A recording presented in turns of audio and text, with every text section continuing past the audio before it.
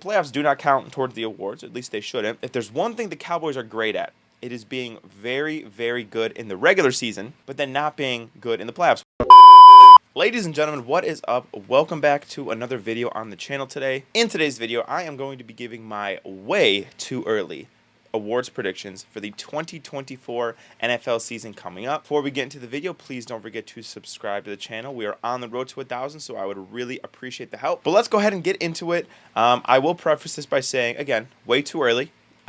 These predictions could be completely and utterly dog shit come September even. So if you're going to clip this and aggregate it for clicks, then don't say I didn't tell you so. Regardless, let's start off hot and spicy talking about the award that everybody cares about, the MVP award. I think the MVP for the 2024 season is going to be CJ Stroud. CJ Stroud had a phenomenal year last year as a rookie, coming in as the second overall pick. He led the Texans to not only win their division, but actually to win a home playoff game, which was unthinkable even in 2022. But CJ Stroud was so good last year. The Texans have done such a good job of giving him a good team around him, because we all know if you're going to win MVP, you got to be on a pretty good team. You got to be on a team that is one of the top, 3 or 4 seeds in your respective conference. They were that last year. I think they only got better. Stephon Diggs, they added some really nice defensive pieces in the draft. I think their defense will be better, allowing the team to be better.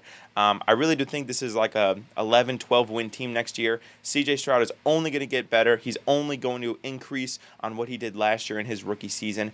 I think that the sky is absolutely the limit, and I do think there is a certain sense of voter fatigue with the award, giving it to Patrick Mahomes, or even Lamar Jackson now has won 2 in the last 5 or 6 years.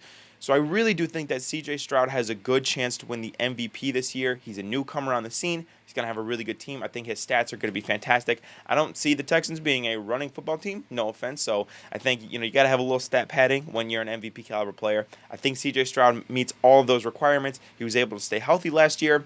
I think he's your MVP for the 2024 season, ladies and gentlemen. Next, for the Defensive Player of the Year award, I am going to kind of go off the rails here a little bit, and maybe I'm trying to jinx, wink, wink, but I think it's going to be Fred Warner. Now, I think the reason makes a lot of sense. Fred Warner has consistently been one of the best, if not the best, inside linebackers in the NFL for several seasons now. I really do think that when you're talking about the 49ers, their defense is going to be really, really good, as per usual, right? They've lost, unfortunately, Dre Greenlaw, which I think will put an added emphasis on Fred Warner to be great, which I think he will be. Again, I think the 49ers are probably going to still be the best team in the NFC, so you got the good team. I think that he will put up great stats, and again, he'll probably be asked to do a little bit more now that Dre Greenlaw was going to be out for at least, a big chunk of the season. He's got a new defensive coordinator. I think that could really unlock him. So I think Fred Warner could honestly be your Defensive Player of the Year for 2024. Now let's talk about the Offensive Player of the Year for 2024. And again, you got to put up big numbers. You just have to. Like, you have to put up mind-blowing numbers. And a guy that did that last year, and I think could also do that again this year, is going to be CeeDee Lamb of the Dallas Cowboys. Now, why do I think CeeDee Lamb is going to be an Offensive Player of the Year candidate? Well, first of all, he's CeeDee Lamb. He's fucking awesome.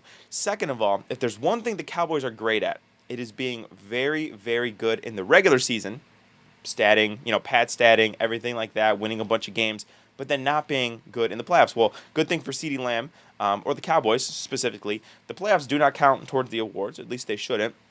And I think the Cowboys are going to have a really good regular season. I think Dak Prescott is going to be statistically as dominant, if not better, than he was last year. And who is going to be the main recipient of those yards? It's going to be CeeDee Lamb. They lost their starting running back, Tony Pollard. As of right now, I don't think they have a starting caliber running back, so I think they're going to be even more pass-heavy than they've been in years past. CeeDee Lamb, I think, will take that volume in stride. He will be fantastic. I think, honestly, we're looking at a 1,800-yard season for CeeDee Lamb. And again, plays for a big brand, the Dallas Cowboys. They'll be good in the regular season.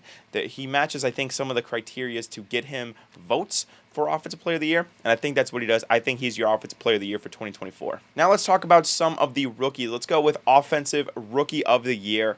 I think it's pretty obvious that it's going to be Caleb Williams. When you look at not only the situation that they're in, the team that they're on, and the players they have around them, I think Caleb Williams matches that formula perfectly. First of all, he's the #1 overall pick. To say that he's going to be the Offensive Rookie of the Year is not a hot take, I don't think. The Bears have excellent weapons around him. They have an improving offensive line. They have, at least the second half last year, they had a really good defense. So the Bears should be a much improved team. Caleb Williams should be able to be decent even in year one, I believe. He's going to have DJ Moore. He's going to have Rome Odunze. He's going to have Keenan Allen. Again, some of these other guys, I think Drake May will be good overall, but the Patriots just don't have a good team this year. Same thing with Jaden Daniels. J.J. McCarthy, I don't think he's, ready to step in day one. Obviously, we know this is a quarterback award, but there are other candidates such as Marvin Harrison Jr., who I think, if not Caleb Williams, would be probably my favorite to win the award. But to me, Marvin Harrison Jr., the Cardinals' offense is going to be very one-dimensional, and defenses are kind of just going to key in on Marvin Harrison to limit his production to a certain degree. It's not to say that Marvin Harrison isn't phenomenal. I think he is. But I think he won't put up statistically the numbers that he can in year one to win the award like Caleb Williams will. And again, I think the Bears are going to be a much better team than the Cardinals were, so that only helps Caleb Williams' case. Next, for Defensive Rookie of the Year, this one kind of was a little bit harder. I'm not going to lie, because for the first 14 picks in the draft, they were all offensive players. So you're looking for teams, later down the board and defensive players like that. I did think of Latu. I did think of maybe a Byron Murphy for the Seahawks, even though I absolutely do not want to jinx them. But I landed on Quinyon Mitchell for the Philadelphia Eagles. I think you're looking at the Eagles team that is due for a bounce-back season from what they were last year, at least the second half last year. Quinyon Mitchell fills a massive, massive need for the Eagles. I think that with defensive coordinator Vic Fangio, that's a great way to fully unlock his capabilities. I think he's a day one starter, which I think you need to be a defensive Rookie of the Year candidate. And I think Quinyon Mitchell is going to be the Defensive Rookie of the Year this upcoming year. Next, for the Comeback Player of the Year, I have a guy that I think is ready to go nuclear in 2024. He was a guy that, had really good flashes last year, but unfortunately, he got injured and he missed a huge part of the season. That's Anthony Richardson. I have huge expectations for Anthony Richardson in 2024. I thought in what limited action he had last year, he looked freaking awesome. Unfortunately, though, he broke his shoulder, or he had to have shoulder surgery. Missed, I think weeks 5 through the end of the year. Kind of unfortunate, but again, I am expecting huge things for him. They got him Adonai Mitchell in the draft. I think Shane Steichen is one of the best offensive minds in the NFL. And again, he matches the criteria. He, was out for the majority of the year last year. I think he's going to bounce back and be an MVP caliber player. Maybe that's a little high, but something in that vein. So I'm really, really high on Anthony Richardson, and I think that he is the Comeback Player of the Year. And then lastly, for this video, I'll go ahead and hit you guys with my Coach of the Year predictions. Now, I think it's important to highlight that Coach of the Year does not mean the best coach in the NFL. It actually probably has no relevance to how you've been the rest of your career. What it means is kind of what team. It's almost like a most improved team award, if you guys know what I'm talking about, because DeMeco Ryans won it last year, and while he was phenomenal, the Texans clearly made the biggest leap from any team from 2022 to 2023. So you look at it, Kevin O'Connell won it a few years ago. Matt Nagy won it a few years ago, making the Bears good for that one season. So I think that's really what the award means. Now, hear me out when I say this, because this is probably my most head-ass take in this whole video. I think Matt Eberflus is your Coach of the Year. Now, do I think that Matt Eberflus is a fantastic coach? I do not. I don't think so. I thought, honestly, the Bears probably should have let him go in favor of maybe like a Jim Harbaugh or somebody else in the offseason.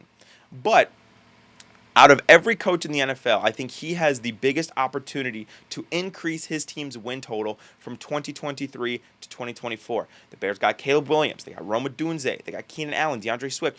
The Bears are stacked. After the trade deadline last year, the Bears' defense went from, bottom third to top 5 with the addition of Montez Sweat.